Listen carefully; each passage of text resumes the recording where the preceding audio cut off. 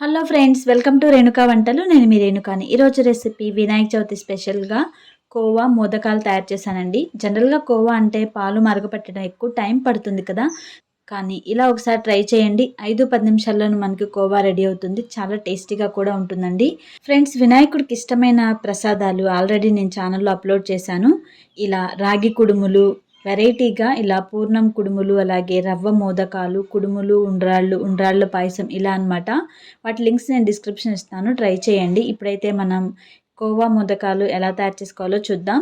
దీనికోసం స్టవ్ మీద ఒక కడాయి పెట్టుకొని దీనిలో 1 కప్పు పాలు వేసుకోండి. అలాగే ఒక పావు కప్పు వరకు పంచదార వేసుకోండి. మీడియం ఫ్లేమ్లో పాలను 2 నిమిషాలు మరగనివ్వాలి. ఇవి ఆల్రెడీ కాచిన పాలేనండి, మీరు పచ్చి పాలైనా తీసుకోవచ్చు.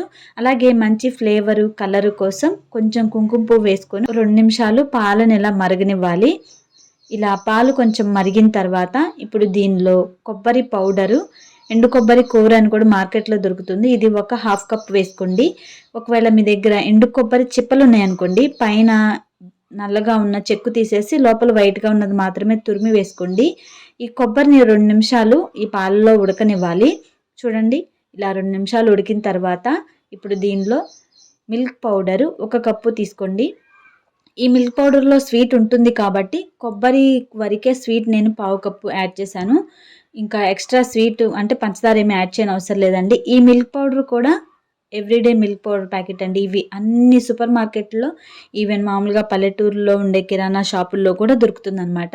ఇది ఒకసారి తెచ్చిపెట్టుకుంటే చాలా స్వీట్స్ తయారు చేసుకోవచ్చు. అలాగే ఈ మిల్క్ పౌడర్ ఏమీ ఉండకట్టదండి, ఈజీగానే మిక్స్ అవుతుంది. ఇప్పుడు దీనిలోనే మంచి ఫ్లేవర్ కోసం కొంచెం ఇలాచీ పౌడర్ వేస్తున్నాను. ఒకవేళ ఇలాచీ పౌడర్ ఇష్టం లేని వాళ్ళు వనీలా ఎసెన్స్ ఉంటే అది వేసుకోండి, ఆ ఫ్లేవర్ కూడా బాగుంటుంది. ఇప్పుడు లో ఫ్లేమ్లోనే ఒక 2-3 నిమిషాలు టైం పడుతుంది. ఇది దగ్గర పడేంత వరకు అడుగంటుకోకుండా ఇలా కంటిన్యూగా మిక్స్ చేసుకుంటూ ఉడికించుకోండి. అలాగే దీనిలోనే ఒక 2 స్పూన్ల నెయ్యి వేసుకోండి. నేతి ఫ్లేవర్ ఉంటే ఏ స్వీట్స్ అయినా కమ్మగా ఉంటాయి కాబట్టి ఇలా కొంచెం నెయ్యి వేసుకోవచ్చండి.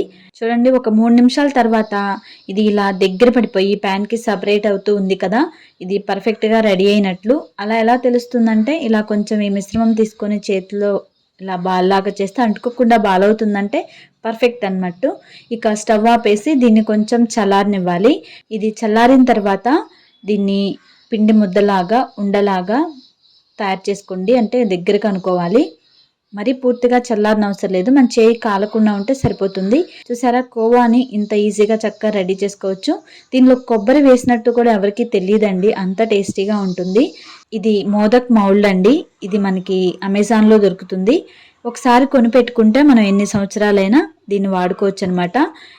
దీంట్లోకి ఈ కోవాని పెట్టేసి గట్టిగా ప్రెస్ చేయండి. ఇలా ఎక్కడ గ్యాప్స్ లేకుండా ప్రెస్ చేసినట్లయితే లోపల అనేవి అచ్చు అనేది నీట్గా వస్తుందన్నమాట. ఇలా నీట్గా సెట్ చేసేసుకున్న తర్వాత దీన్ని ఓపెన్ చేసుకుంటే మనకి మోదక్ షేప్లో కోవా అనేది రెడీ అయిపోయింది. చూడండి, మనకి కోవా మోదక్ రెడీ అయిపోయినట్లు. ఇలా ఈజీగా తయారు చేసుకోవచ్చు ఫ్రెండ్స్. పాలు మరగపెట్టడం ఇలా ఎక్కువ టైం పడుతుంది, ఫెస్టివల్ అప్పుడు అసలు టైం ఉండదు కదా. ఇలా మోదకాలు తయారు చేసుకున్న తర్వాత ఇవి ఇలా ప్లెయిన్గా అయినా ఉంచుకోవచ్చు, లేదంటే వీటిపైన నేనైతే ఇలా దానిమ్మ గింజలతో కొంచెం ఇలా డెకరేట్ చేస్తున్నానండి, స్పెషల్గా అట్రాక్టివ్గా ఉండడం కోసమే. మీరైతే నట్స్తో కానీ ఎండు కొబ్బరి పౌడర్తో కానీ పైన కొంచెం ఎలా అయినా డెకరేట్ చేసుకోవచ్చు అనమాట. నేనైతే సింపుల్గా ఇలా దానిమ్మ గింజలు అలాగే పిస్తాతోనే ఇలా గార్నిష్ చేశానండి. కొంచెం స్పెషల్గా అట్రాక్టివ్గా అనిపించింది.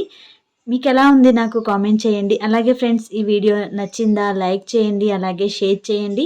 ఫ్రెండ్స్, చూశారు కదా, ఈజీగా 5-10 నిమిషాల్లోనే మనం కోవాని తయారు చేసుకోవచ్చు. దీంతో మనం ఇలా మోదకాలు తయారు చేసుకోవచ్చు. మీరు తప్పకుండా ట్రై చేయండి ఫ్రెండ్స్, మీకు కూడా బాగా వస్తుంది. తయారు చేసుకున్న తర్వాత ఎలా వచ్చింది అనేది కూడా నాకు కామెంట్ చేయండి. అలాగే ఈ వీడియోని షేర్ చేయండి ఫ్రెండ్స్, అది నాకు చాలా హెల్ప్ అవుతుంది. మరిన్ని వెరైటీ రెసిపీస్ కోసం మన ఛానల్ అంటే రేణుకా వంటల ఛానల్ని సబ్స్క్రైబ్ చేసి సపోర్ట్ చేయండి. Thank you for watching.